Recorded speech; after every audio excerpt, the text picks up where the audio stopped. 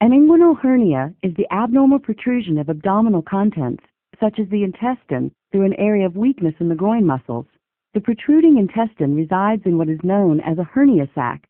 In some cases, untreated hernias cause complications. For example, if part of the intestines becomes stuck in the hernia opening, its blood supply may be cut off, leading to the death of intestinal tissue. This is called a strangulated hernia. If a surgeon feels you are at risk for this complication, he or she will likely recommend elective hernia repair. Traditional open inguinal hernia repair requires a relatively large single incision.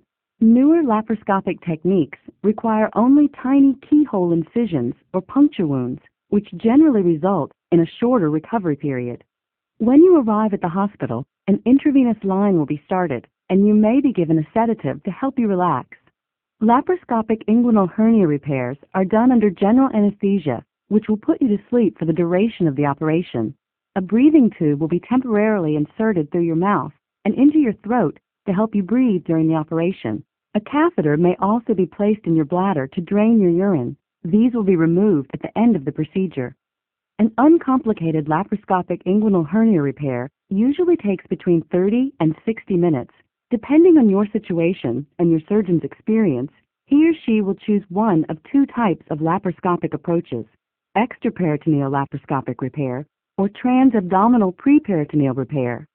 To gain access to the hernia, your surgeon will use sharp instruments called trocars to create 3 small holes or ports through your abdominal wall. The location of these ports will vary depending on your surgeon's preference and the type of procedure. One of these ports is usually located at your navel or umbilicus.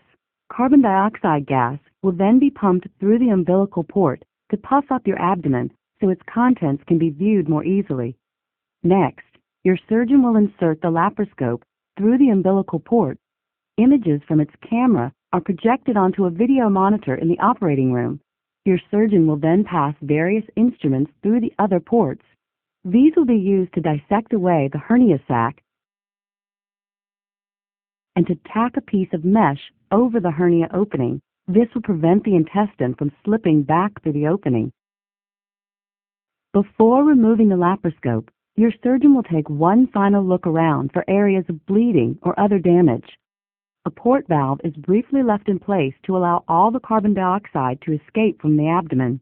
Finally, the keyhole incisions are closed with sutures or staples and covered with bandages.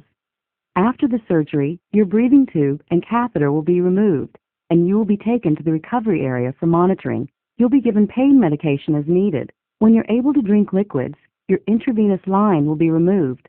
Most patients can leave the hospital 3 to 5 hours after the procedure.